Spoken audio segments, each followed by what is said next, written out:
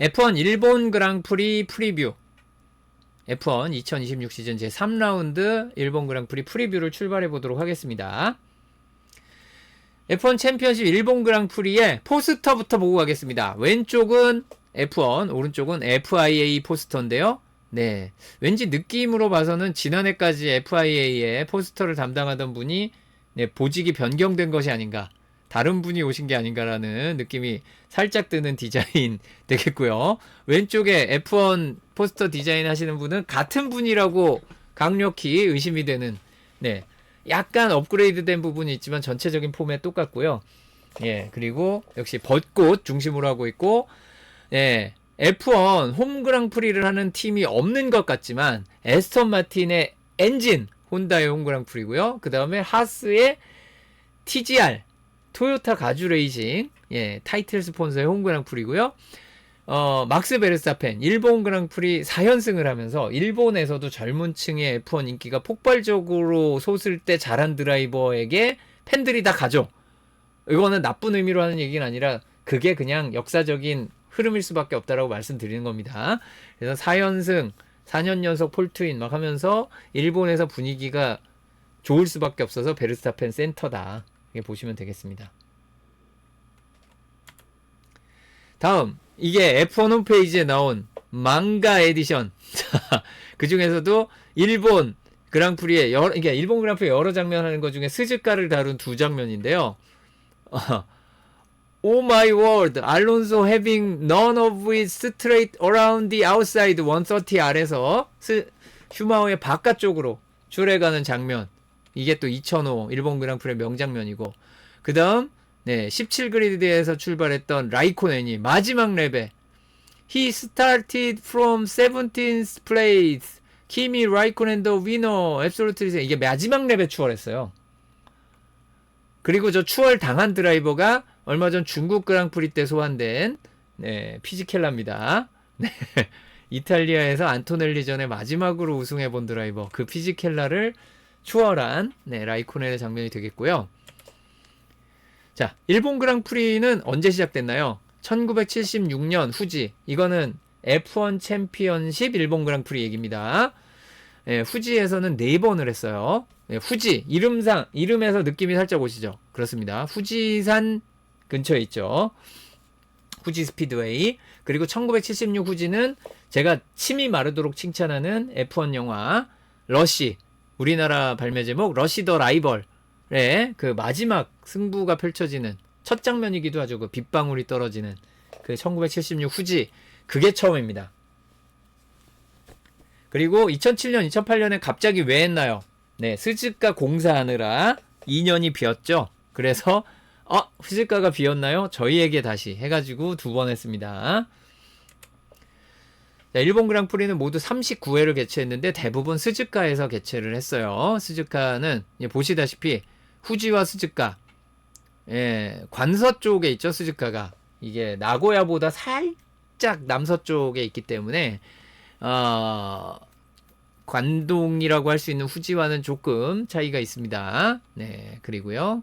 1987년부터 2006년까지 했다가 공사하느라 2009년 다시 개최를 했고, 2019년까지 하고 코로나로 2년 쉬었고요.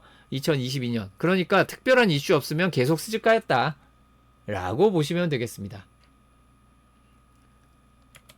자, 보통은 이제 나고야에서 출퇴근도 할 수 있는 수준이기는 한데 어쨌든 편한 곳은 아닙니다.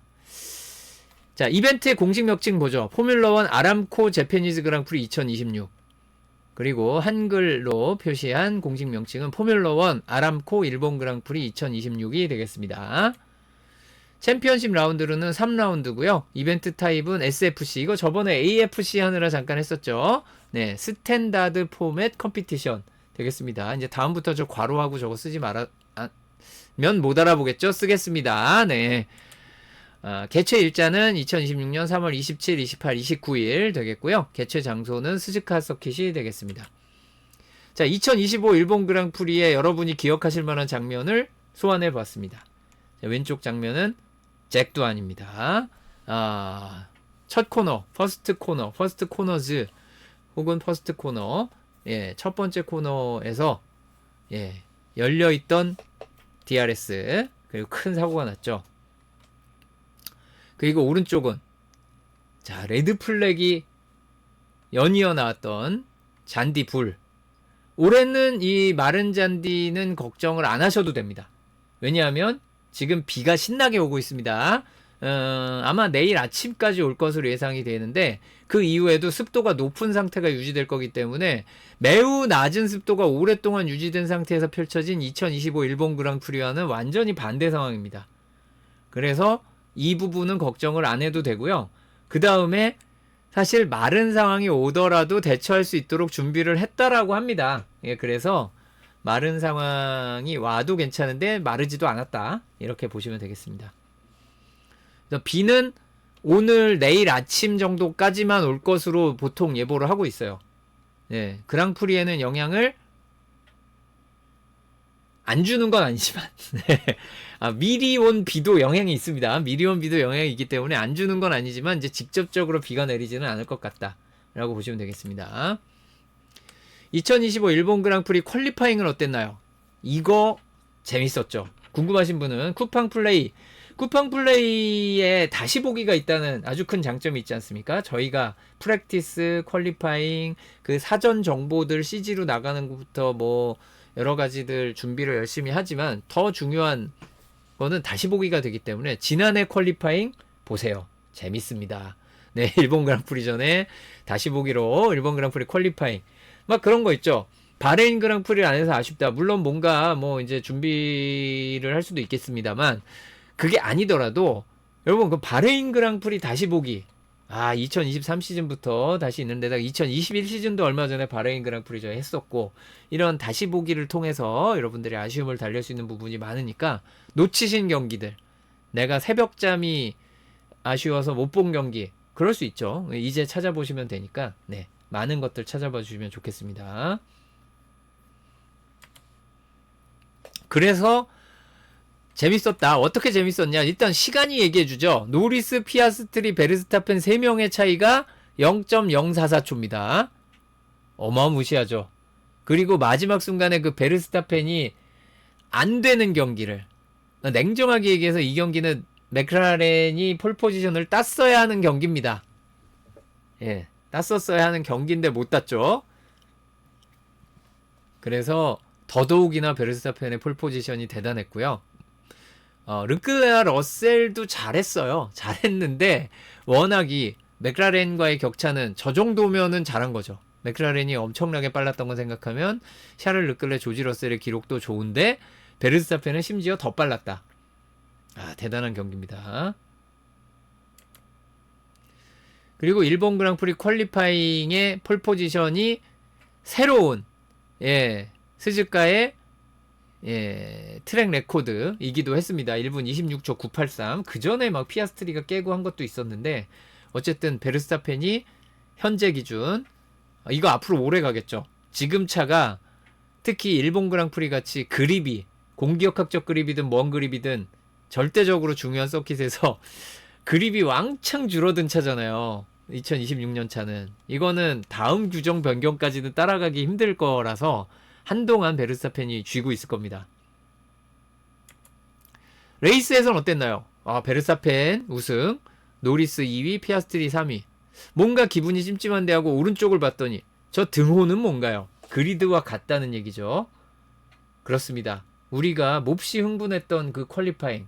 레이스에서는 솔직히 저는 순위가 안 바뀌었다 그래서 재미없는 레이스라고 생각하진 않습니다만 순위 바뀌는 것, 치열한 순위 경쟁에 방점을 두는 분들도 많잖아요. 그분들의 기준으로 봤을 때 아니 이것이 왜 다 등호? 1위부터 6위까지가 이게 그 지난해에도 나오지만 모나코에서 뭐 그런 일이 있을 수는 있지만 일본 그랑프리에서 이런 일이 펼쳐진 건 역사적 사건이었습니다. 그렇습니다. 레이스 자 베르스타펜이 또 우승자로 나왔고 4년 연속 우승 대단한 기록이죠. 베르스타펜이 스즈카의 최강자 자리를 이어갔다. 예전에 이 비슷한 스즈카의 최강자 자리를 한 10년 전쯤에 보여줬던 드라이버가 세바스찬 베텔이라고 있었어요. 예, 스즈카에만 오면 진짜 안 되는 것도 만들어내는. 근데 공통점 둘 다 레드불. 예, 베텔도 레드불 있을 때 그랬어요. 자, 그리고 일본 그랑프리에서 또 중요한 일이 하나 있었으니 패스티스트 랩을 안토넬리가 기록했는데 그 패스티스트 랩이 랩 레코드였어요. 랩 레코드는 무엇인가? 레이스에서 기록된 가장 빠른 랩 타임이요. 그래서 요새는 이제 레이스 랩 레코드 그리고 트랙 레코드를 트랙 랩 레코드 꼭 거기 없는 랩을 넣어서 혼동을 줘야 되는지 모르겠는데 그렇게 부르려는 경향이 F1에 있습니다. 네, 저는 그냥 랩 레코드, 트랙 레코드 하던 시절이 더 안 헷갈리는 것 같은데 그렇습니다. 레이스 랩 레코드, 트랙 랩 레코드 이렇게 하니까 이게 더 헷갈리는 모르겠습니다. 뭐 처음 보시는 분은 반대일 수도 있겠네요. 어쨌든 안토넬리가 영기스트 에버 F1 리더도 했고 스즈카의 트랙 레코드도 새로 썼다.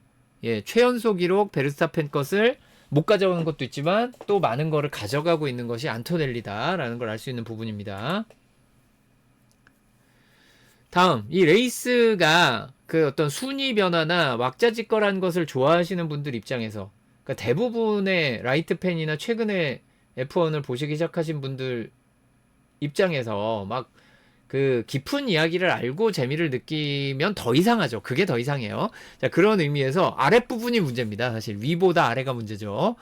DNF 없었고요. DNS도 없었어요. 우리 중국 그랑프리에 4명이나 있었던 그 DNS 한 명도 없었고요. DNF Did not finish가 없어요. 전원 완주란 얘기죠. Not classified도 없어요. 다 순위를 받았어요. 뒤로 많이 처진 차도 없이 그냥 다 잘 달렸다는 얘기입니다. DQ 실격 당연히 없고요. 네, 레드 플렉 당연히 없고 세이프티 카드 없는데 버추얼 세이프티 카드 없었어요. 그런 경기였습니다. 그래서 우승 타이어 전략은 원스탑. 타이어에 굉장히 괴로운 서킷이기 때문에 투스탑으로 가는 곳이 있다면 이곳은 타이어 굉장히 괴로운 서킷이기 때문에 그냥 원스탑으로 가는 경우가 많은 일본 그랑프리가 되겠습니다. 이따가 또 타이어 때 얘기하도록 하죠. 일본 그랑프리 최강자는 누구냐? 미하엘 슈마허 되겠습니다. 6승. 스즈카에서만 6승이 되기 때문에 저 부분을 흐리게 표시했고요. 팀 단위로는 좀 다른 것이 맥라렌은 최다승, 일본에서 맥라렌이 9승인데 스즈카에서는 레드불이 8승입니다. 맥라렌이 이 후지에서 2승을 했고 레드불은 스즈카에서만 8승을 했습니다. 그래서 스즈카는 레드불이 최강이다. 그 폴시터의 우승 횟수와 이거를 일본 그랑프리 스즈카를 대비해서 보면 53.8%, 54.3% 높은 건가요? 낮은 건가요?로 물어보시면 조금 낮은 편입니다. 추월이 어렵다면서요. 그러니까 이게 완주율에 영향을 주기도 하거니와 선두권에서도 어떤 다툼을 하다가 리타이어 하는 경우가 꽤 많아요. 근데 그게 주로 옛날로 갈수록 많죠. 요즘으로 올수록 폴시터의 우승 횟수가 급격히 늘어난 서킷이 스즈카. 그 스즈카에서 하는 일본 그랑프리도 덩달아서 비율이 높아진 거예요. 이게 옛날에 낮았던 게 현대로 오면서 높아진 겁니다. 그래서 약간 낮은 축인데 결과적으로는 최근 기준으로 굉장히 높습니다. 폴시터의 우승 확률이. 그래서 이 단순한 수치에 속지 말자라는 의미를 한 겁니다. 5년 기준으로 하냐 10년 기준으로 하냐 이런 게 중요한 게 아니고 그냥 최근 오면서 폴시터 우승 확률이 높아졌다라고 보시면 되겠습니다. 왜냐하면 완주율에 영향을 많이 받는 곳이에요. 여러모로 차이 괴롭기 때문에.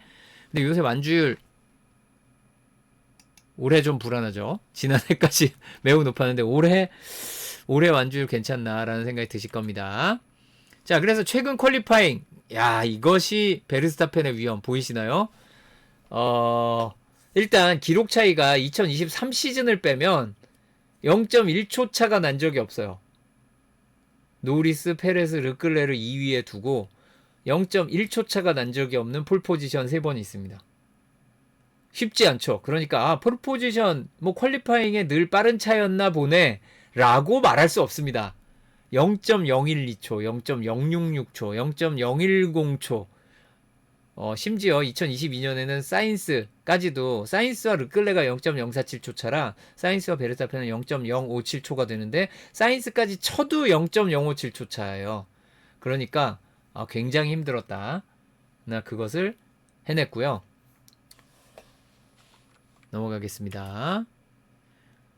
레이스는 어떠냐? 레이스에서는 대차가 납니다. 여기에서 큰 차이가 뭐냐면 1, 2등의 차이가 굉장히 적죠. 2023년 빼면 그런 편입니다. 하지만 전투력의 차이가 나면 굉장한 차이가 나는 게 2018년이 예제로 들어가 있는 거예요. 저 퀄리파잉 Q3 결과인데 2위 보타스와 3위 베르스타펜이 0.998초 차입니다. 저게 1, 3위 차이 아니고요. 2, 3위 차이에요. 2, 3위 차이가 0.998초 차이가 나는 겁니다. 자, 이 성능 떨어지는 차는 정말 많이 뒤로 가는 서킷이에요. 그런데 그게 퀄리파잉보다 어디서 더 치명적으로 나타나냐면 레이스입니다. 레이스는 정말 차이가 많이 나타나서 1, 2위가 비슷했던 게 그나마 지난해가 노리스와 1.4초 차. 이게 그나마 비슷했던 거고 사실 12초, 19초면 그렇게 차이가 많이 난 건 아니에요. F1 그랑프리의 평균을 따져보면 1, 2위가 12초면 상당히 간격이 적은 겁니다. 그러니까 최근 그랑프리로만 보면 되게 큰 격차로 보이지만 전체적으로 보면 저 정도면 적은 거긴 해요. 하지만 바짝 따라붙으면서 끝난 경기가 적은 것은 분명합니다. 일본 그랑프리 쉽지 않습니다. 자, 일본 그랑프리 프리뷰를 계속 보고 계시고요. 스즈카 서킷에 대해서 알아보도록 하겠습니다. 서킷 오픈 1962년입니다. 굉장히 오래됐죠. 현재 레이아웃은 2003년에 마지막 수정이 이뤄졌습니다. 이제 다른 부분에 마이너한 수정은 더 있었지만 근본적인 수정은 2003년이 끝이고요. 수정이 정말 많이 된 서킷입니다. F1 챔피언십 그랑프리는 1987년에 했는데 이것도 제가 여러 번 말씀드렸듯이 일본 그랑프리도 모터스포츠의 기반, 자동차 산업의 기반이 거의 유럽 수준으로 많이 발전해 있던 일본이었음에도 불구하고 일본 그랑프리를 1976년에 처음 한 뒤 딱 두 번, 77년까지 딱 두 번 하고 10년 동안 못했어요. 77년까지 하고. F1 그랑프리를 치른다는 게 이 정도의 난도가 있는 거고 그걸 각오하고 해야지 된다는 것이기도 하죠. 그래서 1987년에 가서야 스즈카에서 대회를 개최를 했습니다.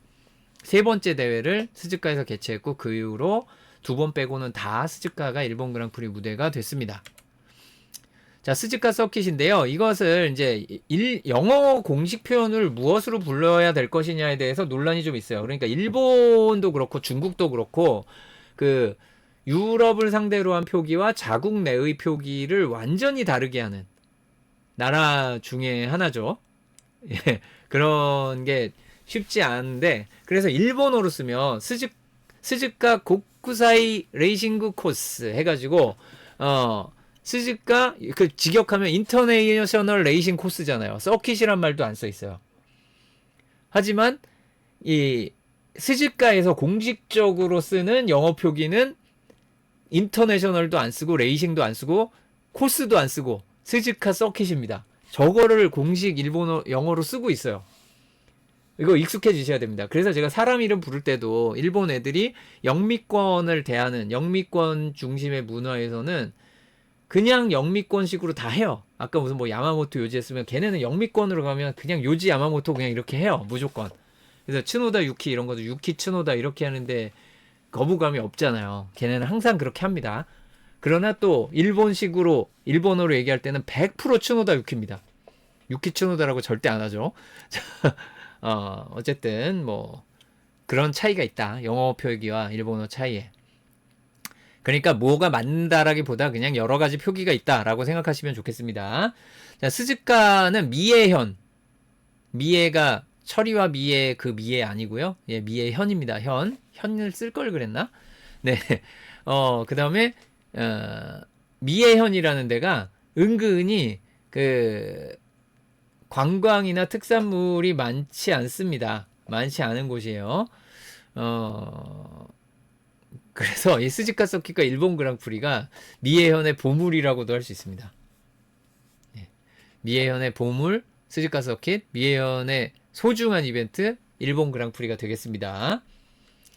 이게 아예 없다는 건 아닌데 진짜 이 정도 어디 세계에 내놔도 부끄럽지 않은 막 이런 특징 될 만한 게 잘 없는 동네기는 해요.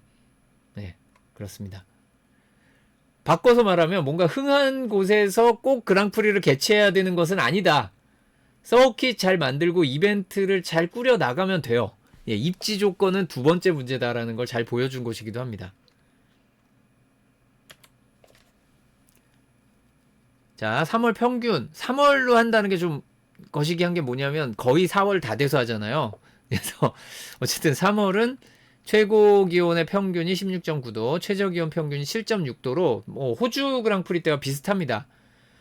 그리고 평균 강수량이 좀 높은 편인데 와 이렇게 높아도 되나요? 라고 생각하지만 우리 맨날 10월에 하던 그 일본 그랑프리 때는 강수량도 높거니와 태풍이 오는 시기죠. 그래서 지금 봄으로 바뀐 겁니다. 그냥 비가 아니라 태풍이라서 정말 위험했었어요. 옛날 일본 그랑프리는. 맨날 태풍 때 해가지고 그런 게 있었고요. 그 다음에 시간대는 고맙게도 UTC 플러스 09시 0분 한국과 똑같습니다. 네, 한국과 똑같다. 예. 저것을 영어도 있고 숫자도 있고 어려워요. 그냥 한국과 똑같은 시간대다 라고 보시면 됩니다. 자, 스즈카 서킷 맵입니다. 얘네들이 조금 늦게 공식 이미지를 올려서 사실 알고는 있었는데 공식 이미지를 늦게 올렸어요. 나쁜 사람들. 자, 예. 그래도 어제 그저께 올렸어요. 어제 그저께 확인이 돼가지고 예, 정리를 했는데 스트레이트 모드 존이 기존 DRS 존과 비교하면 하나가 늘었죠. 기존의 DRS 존이 하나밖에 없던 곳입니다. 이곳은. 그러나 여기서는 하나가 늘어있다. 예, 라고 보시면 되겠고요. 오버테이크 디텍션 포인트는 그냥 매번 똑같아요. 그냥 마지막 코너 전후 적절한 느린 구간에 설치하는 게 거의 표준이라 그렇게까지 뭐 중요하지는 않다라고도 할 수 있겠습니다. 자, 1962년 레이아웃을 제가 가져왔습니다. 뭐 똑같네요. 라고 보셨다면 큰 오산입니다. 예, 경기도 오산 아니고 여러분의 오산입니다. 현재 레이아웃과 옛날에 최초의 레이아웃을 비교해 보도록 하겠습니다. 자, 우선 이 S커브의 라인이 조금 수정이 됐습니다. 예전에 좀 더 깊게 들어가고 막 하는 부분들이 있었고요. 던롭이 또 달랐고요. 던롭이 넓게 부드럽게 돌았고 대그너 여기도 굉장히 위험했죠. 사망사고도 나오고 이 스즈카 서킷은 처음에 바이크를 중점에 두고 차도 당연히 생각했지만 바이크를 중점에 두고 만든 곳이라 모터사이클 경기가 많았는데 모터사이클 경기에서 사망자가 정말 많이 나왔습니다. 정말 미친듯이 그냥 돌아가는 서킷이었어요. 우리 카타르 그랑프리가 펼쳐지는 그 루사일 인터내셔널 서킷의 이미지 생각해 보시면 될 거예요. 그 확확 꺾이는 게 없고 뭔가 부드럽게 돈다는 느낌이 계속 이어지죠. 스푼도 굉장히 넓게 돌았었습니다. 이런 바뀐 이유는 다 속도 줄이고 피해를 줄이려고 한 거고 130R 옛날에는 진짜 반원 형태로 반지름 130m로 돌렸었습니다. 무서운 시절이 있었죠. 이것을 이제 약간 이중 에이펙스 형식으로 깎은 거고요. 이 시케인도 나중에 추가된 거죠. 처음에 없었어요. 이렇게 무서운 곳이었다. 재밌는 건 이 부분은 바뀐 적이 없습니다. 이 첫 코너가 난이도가 상당히 높은데 그래도 첫 코너는 바뀐 적은 없어요. 그리고 스즈카 서킷은 이름으로 외워야 되는 곳입니다. 예, 돌아왔어요. 자, 다시 이름. 자, 이름으로 외워야 한다. 여러분들 몇 개가 중요합니다. 왜냐하면 쉬운 이름들이 있어요. 제가 좀 진하게 써놓은 것일수록 기억을 해야 되는 거고 희미한 거면 좀 몰라도 되는데 퍼스트 코너, 세컨드 코너, 라스트 코너는 진짜 이름이 원래 없는데 억지로 붙인 거죠. 냉정하게 억지로 붙인 이름입니다. 퍼스트 코너, 세컨드 코너, 라스트 코너를 누가 이름이라 그래. 그렇죠? 이건 빼고 가도 됩니다. 네. 그 다음에 이제 S커브는 코너라기보다 좀 이렇게 휘어가는 구간을 커브라고 본다면 그래서 이제 스푼 커브도 옛날에 저 완만하게 돌 때 커브였었어요. 어쨌든 지금도 커브라고 부릅니다만 완만하게 S자로 가는 곳이니까 S커브. 갸쿠 뱅크는 뱅크가 그 캠버를 바깥쪽으로 줘가지고 이렇게 만들면은 이제 포지티브. 근데 반대쪽으로 캠버가 들어가면 네거티브 캠버가 되는데 그걸 또 뱅크라고 부르기도 하고 역뱅크입니다. 역. 예, 그 뒤집힐 역 해가지고 역뱅크, 갸쿠 뱅크입니다. 영어로도 갸쿠라고 써요 저기를. 그래서 일본어식으로 하면 갸쿠 방쿠, 영어식으로 하면 갸쿠 뱅크입니다. 갸쿠라고 그냥 고유명사로 만들어 버렸어요. 여기였는데. 그 다음에 던롭은 지금 이제 니뽀로 이름이 바뀌었는데 니뽀란 이름 쓸까요? 저는 안 쓴다에다가 예, 높은 그걸 주겠습니다. 던롭이란 이름이 너무 깊게 우리 뇌리 속에 박혀 있어서 던롭이라고 부르지 않을까 싶어요. 니뽀라는 이름 잘 안 쓸 것 같죠? 예, 이름이 어감이 좋은 것도 아니어서 안 쓸 것 같아요. 대그너는 이제 두 개의 코너가 있는데 대그너 1, 대그너 2. 그 다음 헤어핀 같은 경우에 이렇게 코너 스폰서가 있어요. 니신 브레이크 헤어핀. 던롭도 원래 던롭이 저 코너 스폰서였던 겁니다. 그러니까 만약에 이런 그랑프리 모터스포츠 이벤트 같은 거를 흥행시키려고 하면 그 전에 서킷이 스폰서를 받아서 코너에 스폰서 이름도 붙어 있고 잔트포트도 하잖아요. 뭐 유럽이라고 안 하는 거 아닙니다. 그렇게 해서 수익 구조를 만들어 놓은 다음에 건설비를 그랑프리에서 뽑으려고 하지 말고 이벤트 자체에 투자를 해야 그랑프리가 잘 돌아가겠죠. 어쨌든 다시 돌아가서 니신 브레이크 헤어핀인데 아무도 앞에 저 스폰서 이름을 안 부릅니다. 그래서 우리는 그냥 헤어핀이죠. 헤어핀. 스푼 커브는 스푼도 회사 이름인가요? 아니요, 저건 숟가락입니다. 숟가락. 좀 숟가락 같지 않은데요. 그거는 여기로 가서 보시면 됩니다. 좀 더 숟가락 같죠? 왠지 그 베트남 쌀국수 먹을 수 있는 숟가락 같은 그 느낌 모양 옛날에 있었어요. 자, 그 스푼입니다. 옛날 모양 보면 스푼이다. 지금은 찌그러진 스푼, 유리겔라 찌그러진 스푼 같은 모양으로 돼 있고요. 그 다음에 이제 웨스트 스트레이트. 왜 웨스트 스트레이트인가요? 지금 나침반 표시해놨죠. 오른쪽이 동쪽, 왼쪽이 서쪽입니다. 즉 오른쪽에 피 스트레이트가 있잖아요. 그러니까 왼쪽 스트레이트는 웨스트 스트레이트 되겠습니다. 어렵지 않죠? 의미가 없어요. 의미가 없으면 어떻게 될까요? 안 부르죠. 진짜 어지간한 순서가 아니면 웨스트 스트레이트도 언급을 안 할 겁니다. 그러니까 굵은 글씨 아니면 이제 거의 언급을 안 할 거라는 뜻이에요. 다음 130R 반지름이 130m여서 사실 희미하게 표시해놨지만 저기 110R도 있어요. 110m 반지름, 200R, 200m 반지름 되겠습니다. 130R 혹은 130R 뭐 이렇게 부르시면 되겠고요. 130가 130입니다. 네. 혹시나 오해하실까봐. 네, 아스테모 시케인. 여기도 아스테모라는 타이틀 스폰서가 있는 코너가 되겠는데 사실 이곳을 부르는 이름은 따로 있죠. 아예 달라서 안 써놨지만 카시오 트라이앵글입니다. 카시오가 스폰서일 때. 네. 카시오 트라이앵글이 워낙 입에 붙어 있어서 차라리 CK이란 말 안 하면 카시오 트라이앵글이 나오면 나왔지 아스테모는 안 나온다. 그래서 CK이나 정 안 될 경우 카시오 트라이앵글 몰라도 됩니다. 어쨌든 이런 코너 이름들이 있다. 그럼 기억하시면 되겠습니다. 아이고 스트레이트 모드 좀 표시를 했어야 되는데 제가 이게 급하게 준비하느라 오늘도 제가 30초 전까지 이미지 작업을 하고 들어왔는데요. 네, 웨스트 스트레이트와 이스트 스트레이트의 스트레이트 모드 존이 있습니다. 나중에 아까 여기 봤죠? 자 여기서 여기 있다. 스트레이트 모드 존 이렇게 두 개 있습니다. 네, 18번 코너 지나서 피 스트레이트에서 1번 코너 가기 전까지 스트레이트 모드 존은 전에 DRS 존이 있던 곳이라 뭐 그렇게 대단하지 않을 수 있는데 스푼을 빠져나오면서 130R 갈 때까지의 스트레이트 모드 존이 추가되어 있다. 이것은 좀 이슈가 될 겁니다. 다음 주요 가속 구간인데요.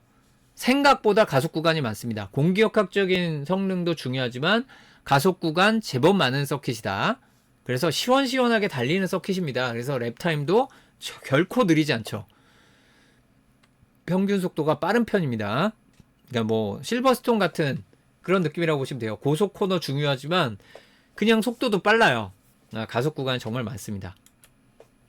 그리고 브레이킹 포인트, 미묘하게 브레이크를 밟는 곳은 뺀 거예요. 그냥 확실하게 브레이크를 밟는 곳이 5군데가 있는데, 예, 강한 정도로 보면은 조금씩 차이가 있어요. 그나마 좀 약하게 밟는 곳이 대그너 1. 생각보다 속도를 유지하면서 가야 돼서 시속 100km 정도 줄어들게 되고, 나머지는 속도가 제법 많이 줄어듭니다. 특히 1번 코너가 어려운데, 퍼스트 코너, 세컨드 코너라고 하는 곳이, 퍼스트 코너 자체에서 보시면 브레이킹 존 표시가 퍼스트 코너 전에 되어 있지 않죠. 이게 뭐냐면 어느 정도 속도를 조절하면서 미리 속도를 조금 조절을 해야 돼요. 잭두안의 사고가 그 DRS가 안 닫히면서 그 속도 조절이 안 됐기 때문에 좀 이슈가 됐다라고도 할 수 있고, 그게 또 프론트 그립 부족으로도 이어진 것이기도 하고 어쨌든 있습니다만, 리어 그립 부족으로 이어진 것이기도 하지만 결과적으로 또 프론트 그립 부족이기도 하고요. 다시 넘어가서 여기는 1번 코너에서 어느 정도 조절한 다음에 세컨드 코너를 향할 때 미묘하게 속도를 애매하게 줄여서 170으로 가야 됩니다. 꾹 줄여서 170으로 가는 게 아니라 애매하게 줄여서 170으로 맞춰야 돼요. 어렵죠? 이 스즈카는 웬만한 웬만한 레이싱 게임에 다 있으니까 해보세요. 이게, 참 이게, 말로 표현할 수가 없는 그 무슨 광고 같은 딱 그 느낌이에요. 이 좋은 걸 내가 말로 설명하기가 참 힘든 그 브레이킹이 그냥 단순 트레일 브레이킹이라기도 뭐하게 그 애매하게 속도를 줄여서 가지 않고 그냥 미리 줄이고 가면 랩 타임이 정말 많이 느려지고, 그다음에 안 줄이면 사고가 나고, 네, 그 애매함이 있습니다. 네, 진짜 그 기록을 내려면 정말 피곤하고 이런 것 때문에 사람들이 스즈카를 좋아하죠. 예, 좋아할 수밖에 없습니다. 그냥 단순하게 브레이크를 여기서 밟으면 되고 이런 느낌이 아니다 라는 게 어렵습니다. 자, 그 다음 S커브에서도 중간에 속도를 줄이는데 여기는 각 코너마다 애매하게, 물론 첫 코너는 거의 안 줄이고 가기도 합니다만 애매하게 속도 조절을 해야 돼요. 그래서 이 S커브가 드라이버들의 난도가 좀 낮아졌을지 모르겠지만 어쨌든 올 시즌의 레이스카의 성격에 참 잘 맞는 구간이 될 거예요. 저 S커브 같은 곳이. 뭔가 애매하게 속도 조절하면서 배터리 충전도 하면서, 그렇다고 느리게 가면은 리듬을 잃어버리기 때문에 난도도 의외의 또 난도가 추가되는 것도 있고 좀 골치 아픈 구간이 될 겁니다. S커브가. 그리고 제일 중요한 거, 올 시즌 차가 느려졌기 때문에 그립이 부족해졌다는 게 이슈가 될 거라서 그 살짝 받는 브레이크가 이슈가 될 수 있지만 어쨌든 강한 브레이크는 아니니까 넘어가고, 갸쿠방크도 강한 브레이킹을 아니니까 넘어가고, 대그너 원에서 어느 정도 저기는 철저하게 브레이킹 포인트 맞춰서 브레이크 밟는 게 맞는데 캐리해야 되는 속도 자체는 상당히 높은 편입니다. 그러니까 코너를 탈출할 때 유지해야 되는 속도가 높은 편이에요. 시속 130km로. 그러니까 대그너 2에서도 브레이크를 밟는데 애초에 속도가 많이 높질 않기 때문에 역시 강한 브레이킹이라고 표시를 안 했어요. 그 다음 헤어핀에서는 강하죠. 여기는 꽤 강하게 밟습니다. 정말 확실하게 강하게 밟아야 되는데 랩을 시작하고 이 정도로 강하게 밟는 곳이 없었기 때문에 헤어핀에서 정말 브레이킹 미스가 많이 나오고요. 다음 또 하나 브레이킹 미스 많이 나오는 곳이 의외로 스푼 들어갈 때 여기 사고도 많이 나오고 그렇습니다. 괜히 오른쪽 바퀴로 잔디밭 밟아가지고 사고 나고 이런 경우 정말 많은 스푼. 그 다음 카시오 트라이앵글, CK인 앞에서 가장 강한 브레이킹을 해주게 되겠습니다. 가장 강한 브레이킹은 카시오 트라이앵글 앞이 되겠습니다. 이걸 가속 구간과 이어서 생각해보면 이 얘기를 제가 왜 가져왔냐면요, 올해 에너지 이슈가 불거졌잖아요. 그러니까 이게 퀄리파잉과 레이스가 좀 다를 수 있지만 그냥 일반론으로 이야기를 할게요. 그러니까 퀄리파잉 레이스에서 각각 조금씩 다를 수는 있어요. 내가 에너지를 충분히 채우고 시작이 여기죠. 퀄리파잉 랩은 여기입니다. 스타트 라인이 여기라 그래서 퀄리파잉 랩 기록이 여기서 시작되는 게 아니라 여기서 시작됩니다. 여기에서 에너지를 소모하면서 시작합니다. 아마도 충분히 소모를 할 거예요. 여기서 충전을 할 거고, 이 애매한 S에서 파샬로 스로틀, 그러니까 가속 페달을 애매하게 밟는 단계에서 충전이 또 될 거라 여기서 에너지 다 써도 됩니다. 최대한 쓰면서 속도를 내겠죠. 어차피 목표 속도가 높은 것도 아니어서 그냥 다 쓰면 됩니다. 미리미리 다 써서 가서 여기서 브레이킹을 하고요. 브레이킹한 거 조금 써더라도 여기서 다 충전이 될 거예요. 던롭으로 올라갈 때 쓸 에너지를 여기서 충전하는데 무리가 없지 않을까 추측을 해봅니다. 자, 그리고 던롭에서 속도를 높여서 대그너 1에서 브레이크를 한번 밟는데 여기서 아주 많은 에너지를 얻을 수는 없어요. 그래서 살짝 애매한 부분이 이 부분입니다. 대그너 2를 빠져나올 때 괜찮을 것 같은데 혹시 모르기는 해요. 목표 최고 속도가 높지 않아서 에너지가 부족할 것 같지는 않고요. 자, 그리고 이슈가 되는 건 여기입니다. 이 헤어핀을 빠져나갈 때부터 여기 CK인으로 돌아올 때까지 가속 구간이 굉장히 길죠. 길고요. 여기 굉장히 길고요. 여기도 깁니다. 여기는 충전이 거의 안 된다라고 봐야 되기 때문에 슈퍼 클리핑을 뭐 쓴다는 그런 가정을 빼고요.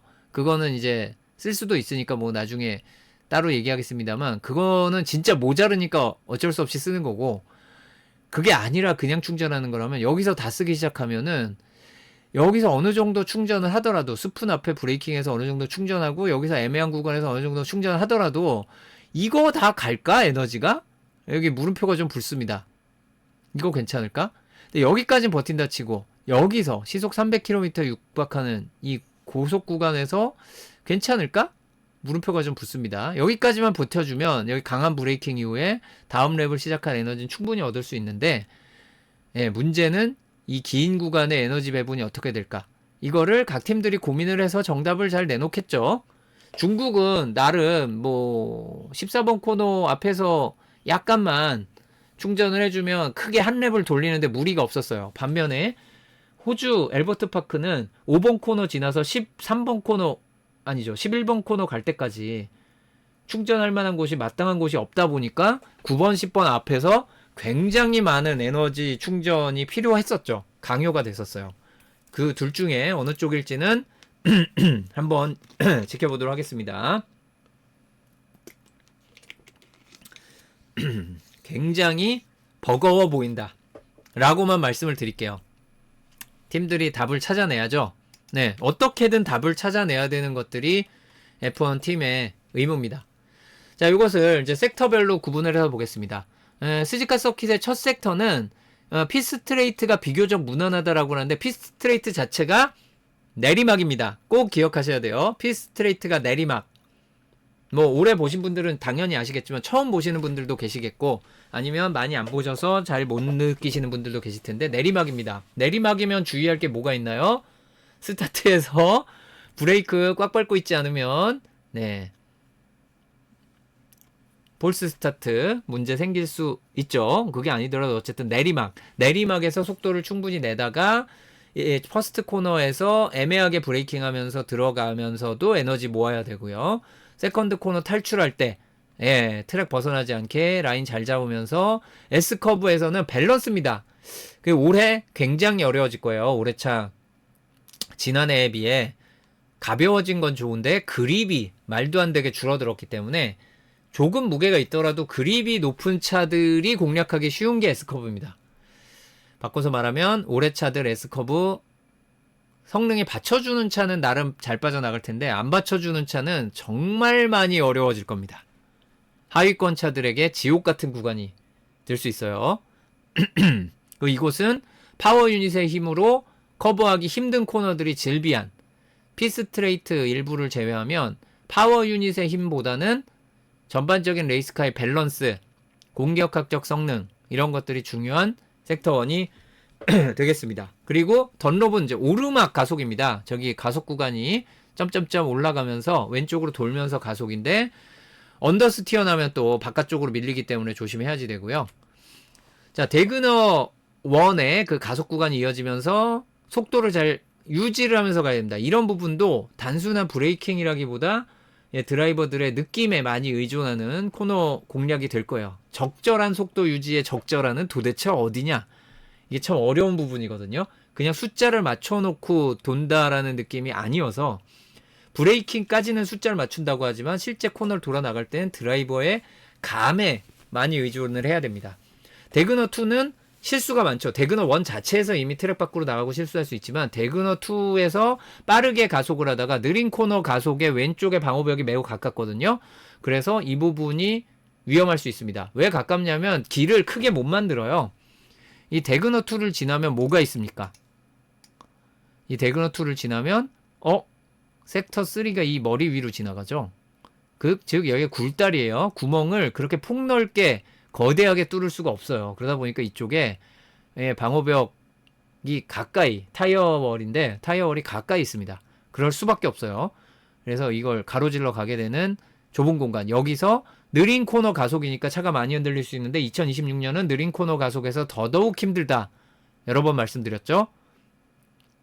사고 날 수 있습니다. 조심해야 되겠고요. 다음 이제 110R을 지나서 헤어핀의 강한 브레이킹. 이 강한 브레이킹을 하면서 이 헤어핀이 좀 골 때리는 코너인 게 평면적으로 보면 그냥 무난한 헤어핀이에요. 근데 실제로 보면 무난과는 철저하게 담을 쌓은 각도를 진짜 이렇게 까다롭게 만들어도 되냐 싶은 막 오프 캠버에 코너 돌면서 각도가 바뀌면서 탈출할 때 속도는 많이 필요해서 바깥쪽 연석 써야 되는데 그 연석 함부로 밟으려다가 문제도 많이 생기는 자, 이 보기와 다르게 실제로 입체로 보면 개 힘든 코너입니다. 헤어핀이. 그리고 여기에서 안전하게 돌려고 마음 먹었다가 레이스에서 그 안쪽으로 추월당하는 일도 많고요. 또 안쪽으로 무리하게 추월 시도하다가 쭉 가셔가지고 여기 자갈밭으로 들어가 버리시는 분들 많고요. 은근 사고도 많이 나고 그러다 보니까 은근 추월 시도도 꽤 이루어지는 곳입니다. 그리고 추월 시도가 은근 있다는 얘기는 배틀도 있다는 소리라 접촉이 꽤 날 수 있는 곳이라는 뜻이죠. 탈출이 굉장히 중요합니다. 왜냐하면 섹터2의 첫 번째로 긴 가속 구간 중에 이 200R이 뭐 코너로는 별로 안 중요한데 속도가 꽤 높이 올라갑니다. 그렇다는 얘기는 가속을 빨리 시작하면은 그 효과가 더 크게 더 가중해서 나타난다는 뜻이 되겠고요. 그래서 스푼을 앞두고 브레이크를 밟는데 여기가 또 늦게 브레이크를 밟으면서 속도를 어느 정도 유지에 들어가고 중간에 다시 속도를 줄여야 되거든요. 유지를 하겠다는 생각으로 라인을 최대한 밖으로 돌면서 라인을 잘 최대한 쓰면서 이렇게 속도를 덜 줄이고 가려다가 라인을 최대한 쓰려는 건 오른쪽으로 나가는 거잖아요. 그러면 잔디밭 뒷바퀴가 밟는다 돈다 그러면 휘리릭 꽝이죠. 그래서 이거 조심해야 됩니다. 그래서 이 스푼도 어떤 의미에서 이 퍼스트 코너보다는 물론 쉽지만 퍼스트 코너와 비슷하게 그 애매하게 속도를 잘 유지해서 들어가야 돼요. 자, 이 애매하게 유지해서 들어가서 속도를 또 한번 조절을 해야 되죠. 조절을 하는 게 약간 그러죠. 우리가 2보 전진을 위한 1보 후퇴라는 마음으로 이런 식의 드라이빙, 뭐 요새 인터뷰 보고 F1이 당장 망할 것처럼 얘기하는 인터뷰들 보면 이런 거 싫어하시는 분들 많은 것 같은데 사실 하고 있죠. 하고 있으면서 말만 그런 겁니다. 싫죠. 기분은 나빠요. 저도.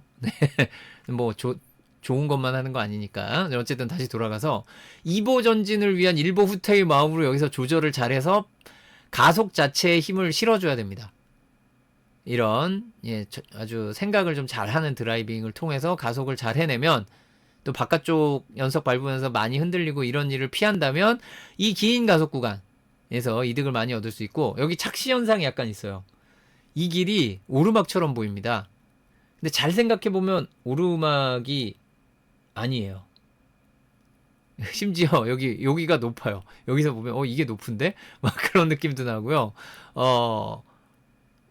이 높이에 약간 그 인지 부조화가 올 수 있고 생각해보면 이 대그너2보다 위로 2층으로 지나가는 거잖아요. 그래서 이게 올라가서 이렇게 가나 보다 싶은데 약간 여기가 그렇게 높이가 막 올라가고 이런 느낌이 아닙니다. 요건 이따가 또 설명을 드릴게요. 어쨌든 130R을 향해 가는 구간이기 때문에 매우 중요하고 이 웨스트 스트레이트 중간에 섹터 3로 넘어갑니다.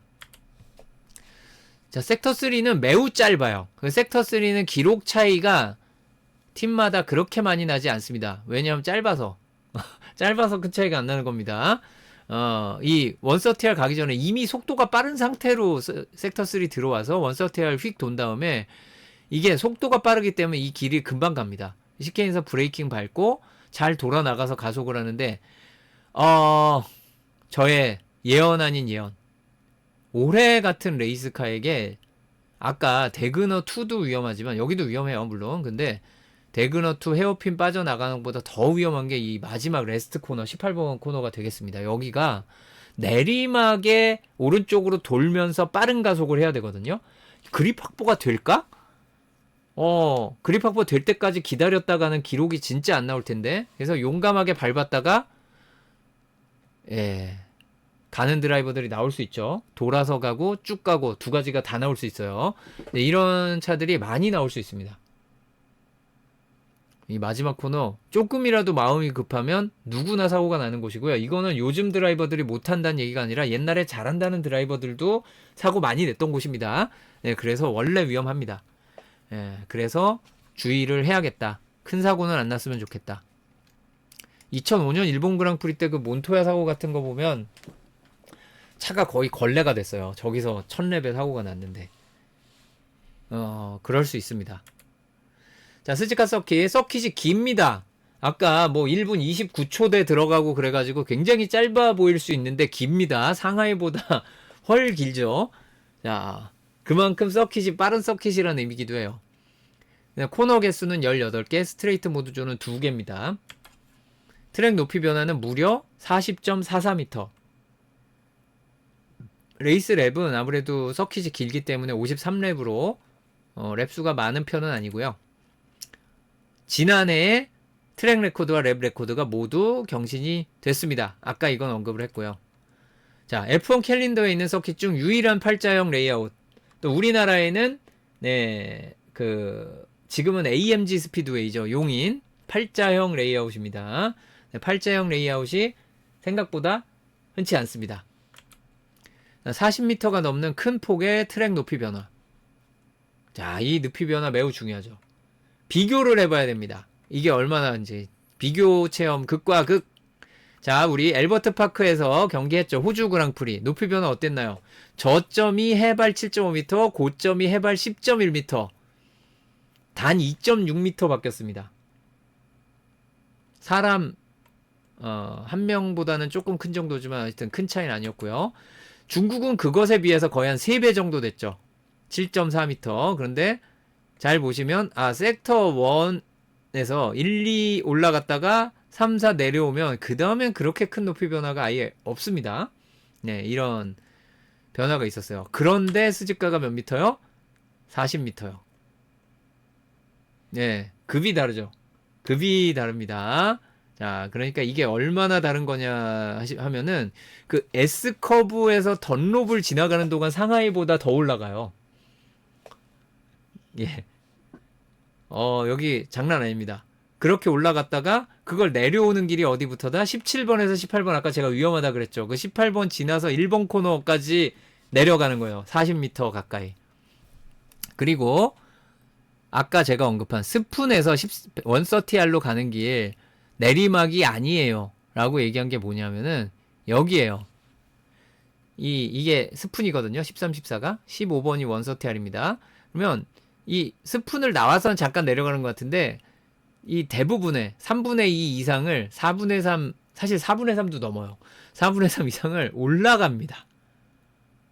이 130R을 향해서 올라가요. 여기를 살짝 꿀렁하고 지나가는 이런 수준이다 라고 보시면 되겠습니다. 그래서 여기서 여기를 보면은 이게 높아요. 이쪽이 더 높아요. 뭐 그런 거 아까 말씀을 드렸고요. 그래서 이 130R이 그 밑으로 지나가는 동네는 어디냐? 자, 이게 스푼이고요. 예, 13, 14가 스푼입니다. 자, 그리고 여기 6번, 7번 여기가 이제 던롭. 자, 1, 2, 3, 4, 5, 6 해서 여기가 던롭입니다. 던롭. 그리고 여기가 대그너예요. 대그너에서 밑으로 가는 여기 있죠. 이 저점이 이 15번 코너 여기에요. 그래서 요것과 요걸 비교해보면 여기가 높습니다. 그래서 밑으로 지나갈 수 있는 거죠. 예. 찾아보시면 나중에 도움이 될 수 있는 그림이니까 일단 걸어놓도록 하겠고요. 이 그림은 누가 그렸나요? F1 공식 홈페이지에서 그렸습니다. 10년 전에. 요즘은 이런 거 안 보여주더라고요. 그러니까 제 소신 발언하면 팬들을 좀 무시한다. 그러니까 라이트 팬을 위해 한다라고 이제 하는데 제가 보기에 아니 이 정도는 알 수 있을 것 같은데 왜 이런 거 분석을 안 하지? 예. 옛날에는 이런 거 많이 보여줬어요. 일반 중계 방송에서도. 근데 약간 좀 저의 관점에서는 우민화 정책인 것 같아요. 그래놓고 규칙은 개어렵게 만들어놨어요. 그렇습니다. 뭐 하여튼 넘어가겠습니다. 좋은 성적을 얻으려면 무엇이 필요하다? 뛰어난 공격학적 성능이 필요하다. 네. 네. 좋은 성적을 얻으려면 뛰어난 공격학적 성능 필요하다. 외우세요. 네. 아, 설명 할 수도 있는데 네. 이거 우민화 정책인가? 이렇게 되면 자, 어쨌든 공격학적 성능이 중요한 서킷입니다. 네. 여기에서 공격학적 성능 떨어지는 차가 좋은 성적을 내기 어렵습니다. 현재 기준으로. 자, 타이어에 많은 에너지 부담을 줍니다. 정말 많이 줍니다. 그리고 관리가 어려운 서킷입니다. 타이어 관리 참 어려워요. 그리고 높은 공략 난도. 어렵습니다. 정말 높습니다. 엘버트 파크보다 당연히 높고요. 중국 그랑프리보다 한참 높습니다. 다음 경기 마이애미보다 한참 높고요. 그 다음 캐나다. 캐나다 만만치 않은데 캐나다보다도 쓸까가 어렵죠. 그래서 많이들 좋아합니다. 사고 발생 가능성이 높아서 좋아하는 게 아닙니다. 사고 발생 가능성도 높아요. 난도가 높다 보니까 모두 주의해서 사고가 안 날 수도 있지만 조금만 선을 넘으면 용서가 없는 서킷입니다. 레이스에서 추월이 매우 어려운 서킷. 괜히 지난해 1, 2, 3, 4, 5, 6이 그 순위 등호 아까 보셨죠? 자, 괜히 그런 게 나오는 게 아니고요. 폴시터 우승 확률이 괜히 올라가는 게 아닙니다. 레이스에서 추월이 매우 어려운 서킷이에요. 그런데 공격학적 성능이 중요한 서킷은 대부분 추월이 매우 어렵습니다. 근데 자, 2026 시즌 바뀐 규정 장점이 많지 않지만 어쨌든 바뀌었으니까 우린 거기 맞춰가고 있잖아요. 많지 않은 장점 중에 하나, 추월을 어떻게든 할 수 있는 가능성이 조금 높아진 것 같다. 네, 이후에 어쨌든 그거 있잖아요. 자, 과연 스즈카에서는 어떨 것인가? 스즈카에서도 그러니까 성능 차이가 날 때 기준입니다만 성능 차이가 날 때 스즈카에서도 추월이 잘 된다면 모나코도 그렇게까지 끔찍하지는 않을 수 있지 않을까라는 생각이 듭니다. 한번 보죠. 어떨지. 자, 일본 그랑프리 피렐리 프리뷰 보고 가겠습니다. 중요 부분만 확대해서 볼게요. 자, 은근 중간 단계가 많은 것 같은데요. 그것은 이제 1, 2, 3, 4, 5로 이런 객관식의 폐해입니다. 제가 객관식 엄청 싫어하죠. 심지어 제가 고3 때는 사지선다였는데, 어쨌든, 다시 돌아가서, 그래도 심한 부분이 두 개가 보입니다. 5가 두 개 있죠. 레터럴, 횡방향, 옆방향, 에너지가 무지하게 세다는 거죠. 그래서 타이어가 괴롭다고 합니다. 타이어가 스트레스를 많이 받아요. 이 스트레스 풀려면 저에게는 술밖에 없는데 타이어는 뭘로 푸나요? 타이어에게 술 먹이나요? 안 되죠. 자, 타이어들은 교체를 해야 됩니다. 못 버티면.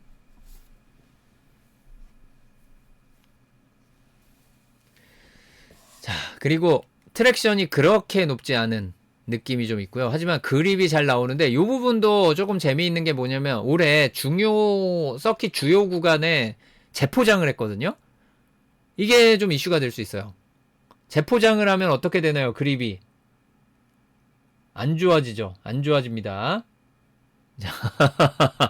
그립이 안 좋아집니다. 그런데 재포장하고 비가 오면 어떻게 되나요? 그립이 진짜 끔찍하게 안 좋아집니다. 아스팔트라고 여기 써놨는데 이 타막, 이 아스팔트라는 것이 요즘 중동 위기와 무관하지 않죠. 이것도 석유화학에서 나오는 물질입니다. 석유에서 나오죠. 기름입니다. 기름. 비 오면 포장하고 얼마 안 됐을 때 비 오면 기름 올라오죠. 두둥. 예, 두둥입니다. 두둥. 비가 지금 오고 있어요. 포장한 지 얼마 안 됐는데 난 모르겠다. 얘들아 사고 내지 말아라고 저는 기도하는 수밖에 없습니다. 그리고 트랙 에볼루션 4라고 나오는 게 상하이랑 비슷한데 상하이 정도는 아니에요. 라고 말하려고 했는데 이 그립이 안드로메다로 갔기 때문에 이게 은근히 상하이만큼 될 수도 있겠다 라는 생각이 듭니다. 원래는 상하이 정도는 아니에요. 네. 그리고 프랙티스 3번을 하고 퀄리파잉 레이스까지 쭉 가기 때문에 좀 누적이 돼서 퀄리파잉쯤 가면은 트랙 에볼루션 폭이 많이 줄어들기는 할 거예요. 다음 타이어 스트레스. 자 봅시다. 스트레스가 없는 쪽이 초록색, 스트레스가 심한 쪽이 빨간색, 중간 단계가 노란색입니다. 이제 노란색이 그나마 뒷 타이어의 횡방향, 종방향이 노란색 정도고요. 앞 타이어의 종방향은 원래가 항상 초록색이죠. 앞 타이어 종방향은. 그러나 횡방향 어쩔. 4개 모두. 레터럴 에너지를 많이 받아서 다들 힘듭니다. 다 시뻘겋습니다. 4방향 모두. 내가 다 가슴이 아프네. 힘내라. 횡방향 타이어. 자, 일본 그러면 저렇게 타이어가 힘드니까 당연히 자, 부드러운 타이어는 안중에 없다. 라는 것이 일본 그랑프리. 이거 영국 그랑프리에 가끔 막 이상한 짓을 하긴 하지만 영국이나 스페인 바르셀로나나 다 똑같죠. 이 타이어를 잡아먹는 서킷들에 1, 2, 3 말고 다른 걸 생각하기 어려워요. 어렵습니다. 이게 뇌가 제대로 박혀 있으면 1, 2, 3으로 해야 됩니다. 여기는. 자, 일본 그랑프리 관전 포인트 보겠습니다. 혼다 엔진과 하스의 타이틀 스폰서 TGR의 홈 그랑프리. 일단 혼다, 에스턴 마틴이 아까도 잠깐 말씀드렸듯이 첫 완주 도전을 하는데 홈 그랑프리기도 하고요.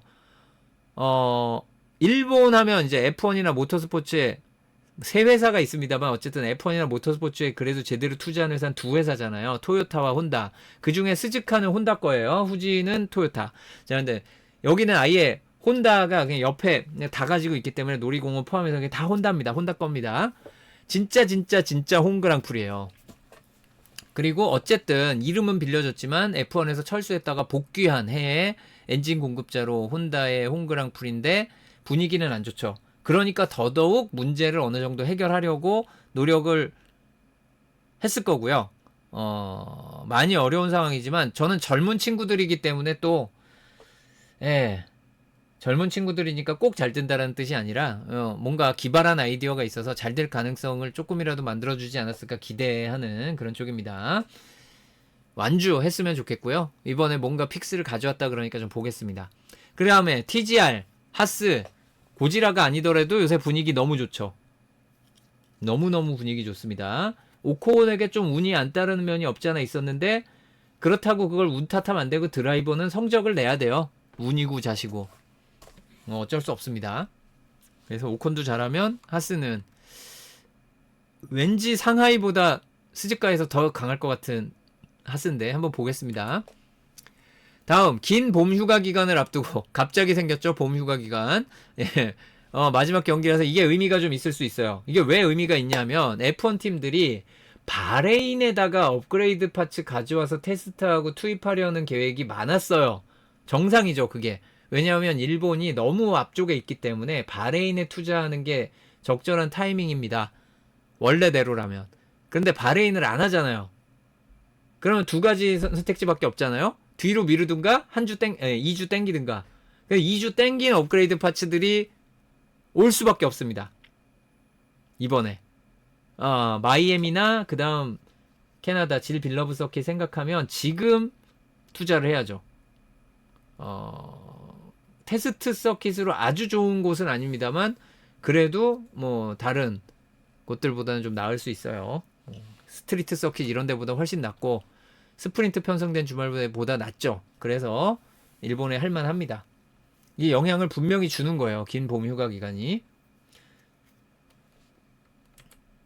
다음 시즌 초반부터 계속되고 있는 업데이트 경쟁. 이번에도 업그레이드 가져오겠다라고 얘기하는 팀이 많고요. 예, 플리플라 윙, 돌아가는 윙. 네, 페라리 또 가져오겠다라고 공언을 한 상태죠. 기대하고 있습니다. 그리고 그 와중에 기술적인 논란들이 많이 오가고 있는 것을 몇 가지 짚으면 이번에 여러분들이 많이 알아두셔야 되는 신개념이 하나 있습니다. 제가 여태까지 한동안 또 자막 아닌데 뭐였지? 보기 여기다가 그냥 해보자. 소스 추가 텍스트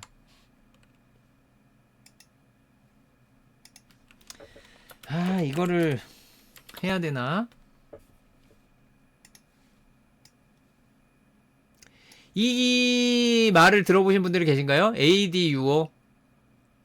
제가 2026 시즌에는 어려운 개념, 새로운 단어들이 너무 많아요. 힘들어요. 사실 이런 건 언급 안 하고 싶었어요. 기사들에서 얘기 안 하면 언급 안 하고 싶었는데 이게 지금 가장 큰 왜 그런 거 있잖아요. 이게 어떻게 외우시면 되냐면 ADUO는 U를 빼면 내 알을 나도 하는 그 아도 관계 없는데 아니면 아니다 결혼 네 결혼의 듀오 그래서 듀오 R을 주시오 이거 관계 없네 그냥 ADUO입니다. 자 ADUO는 이게 어디셔널 디벨로프먼트 앤 업그레이드 오퍼튜니티입니다. 그러니까 이 O는 기회예요. 맨 뒤에 O는 기회. 그 다음에 중간이 디벨로프먼트 앤 업그레이드예요. 그거를 추가로 주는 기회라는 게 있습니다. 자, ADUO. 그래서 ADUO는 뭐다? 파워 유닛 쪽에서 성능 차이가 벌어지면 그것을 만회할 수 있는 기회를 주는 시스템입니다. 왜 이런 게 들어갔는지는 명확하죠. 2014년에 성능상으로 메르세데스를 다른 팀들이 어느 정도 따라잡는데 6년이 걸렸습니다. 6년. 한 번 만들어 놓고 사실상 이 호몰로게이션을 맘 놓고 해도 된다라는 결론이 나올 때까지 7년이 걸렸고 어느 정도 따라잡는데 6년이 걸렸어요. 그럼 안 되잖아요. 그래서 ADO라는 걸 넣어서 실제 특히 그 파워 유닛 중에서도 엔진을 중심으로 해서 성능 차이가 2% 이상 벌어지면 추가 개발 기회 1회, 4% 이상이면 추가 개발 기회 2회를 줍니다. 개발 기회라는 게 뭐냐면 개발이 지금 이제 개발 계속 하고 있는 단계입니다.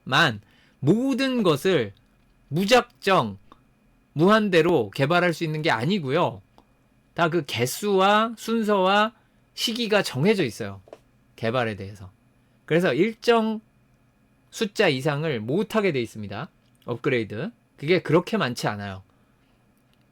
그래서 선택과 집중을 통해 가지고 딱 업그레이드를 이렇게 해야지 되는 건데 그 기회를 개수가 정해져 있어서 힘든데 성능이 떨어지는 쪽은 하나를 더 주는 거예요.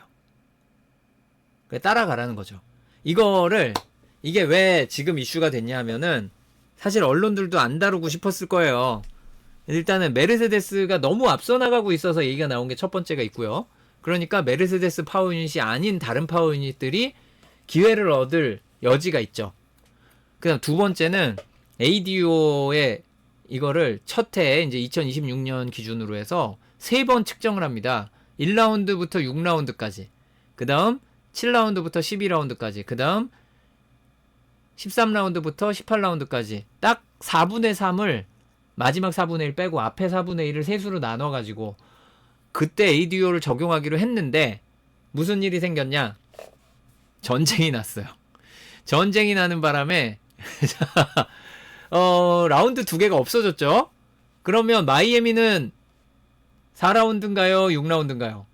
4라운드입니다. 6라운드였어야 되는데 마이애미까지 하고 ADO가 딱 정해져야 되는데 이게 늦춰지게 된 거예요. 심지어는 모나코 그랑프리까지. 그런데 모나코 그랑프리 같은 것을 이 ADO 기준으로 넣기도 애매하거니와 이게 시점이 너무 늦어져 버리니까 원래 의도한 거랑 달라지기 때문에 이거는 거의 조정이 될 것이 분명해 보여요.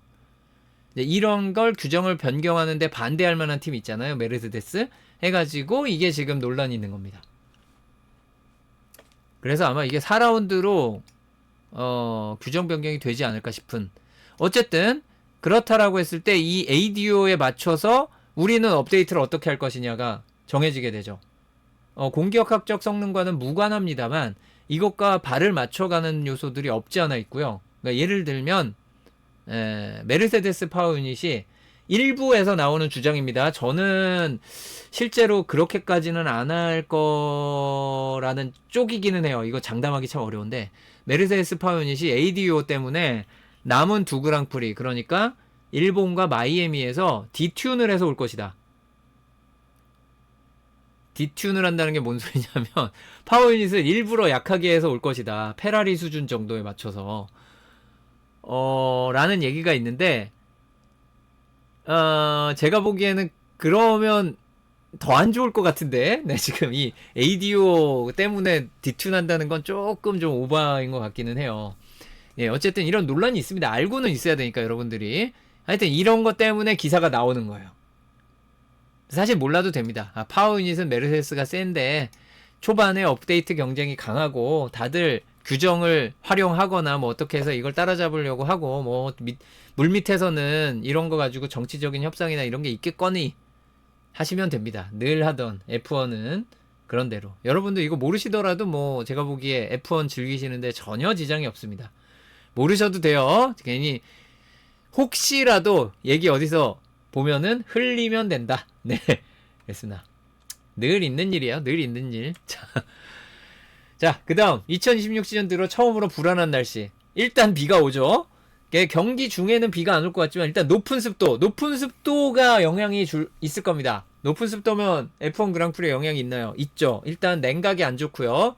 이 공격학적 성능이 떨어지죠. 안 그래도 2025 시즌보다 공격학적 성능이 전체적으로 떨어지도록 규정을 바꿔놨는데 습도 높으면 더 떨어지죠. 더 차가 흔들린다는 얘기고요. 더 많이 미끄러진다는 얘기고요. 사고 날 가능성이 더 높아진다는 얘기입니다. 과연 괜찮을까요? 다음 각 F1 팀의 공격학적 경쟁력 확인이 되겠습니다. 네, 공격학적인 경쟁력을 다른 그랑프리에서는 안 봤냐면 그건 아니지만 그래도 아무래도 느낌이 좀 달라요. 이 엄청나게 공격학적 요소가 중요한 일본에서 잘하면은 바르셀로나 카탈루냐 그랑프리에서도 어느 정도 경쟁력이 있을 가능성이 있어요. 업그레이드가 없더라도.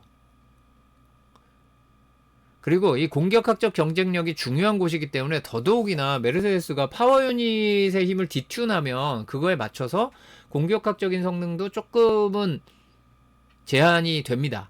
작년 알핀 같은 케이스죠. 파워 유닛이 안 받쳐주니까 공격학적 성능을 오히려 드래그 줄이는 쪽에 그냥 올인하고 다운포스 좀 포기하고 이러잖아요. 이렇게 될 수 있습니다. 파워 유닛이 안 좋아지면. 그래서 디튠 함부로 못한다라고 제가 생각을 하는 거예요. 자, 메르세데스의 3연승 도전과 페라리의 도전. 페라리는 첫승 도전이 되겠죠. 메르세데스의 3연승 도전과 페라리의 첫승 도전이라고 할걸.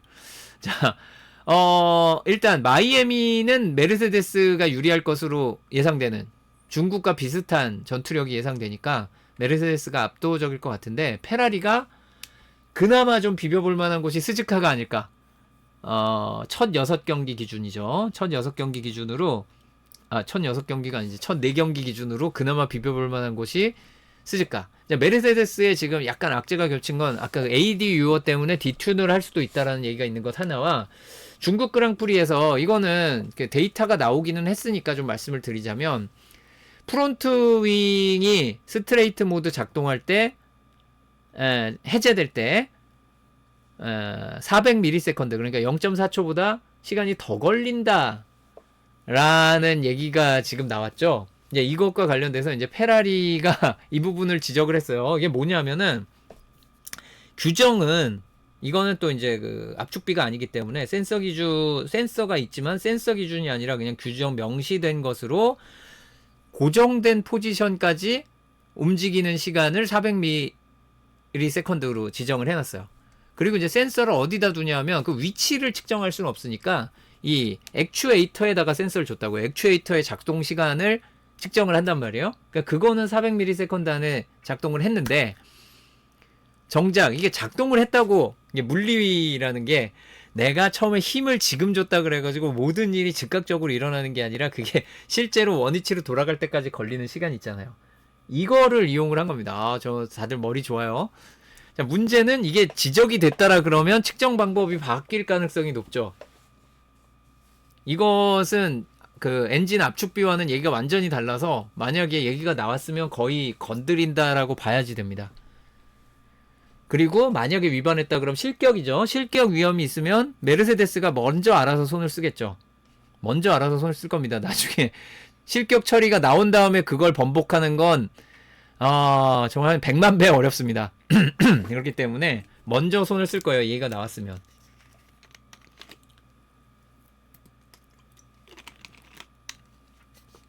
자, 일단은 그리고 페라리가 이번에 또 그 플립플러빙을 가져와서 테스트를 해보고 이번에 조금 수정이 됐다 그래요. 조금 수정이 됐다 그러는데 그게 만약에 괜찮으면 가속 구간에서 스트레이트 모드 존 2개밖에 없긴 하지만 그래도 어느 정도 약간이나마 전투력이 올라와서 조금 더 재미있는 싸움이 되지 않을까. 여전히 메르세데스가 최강인 건 알겠지만 이렇게 써놓고 다른 9팀은요? 라고 물어보실 수 있는데 냉정하게 지금 우승 싸움을 할 수 있는 팀이 이 두 팀밖에 없어서 그래요.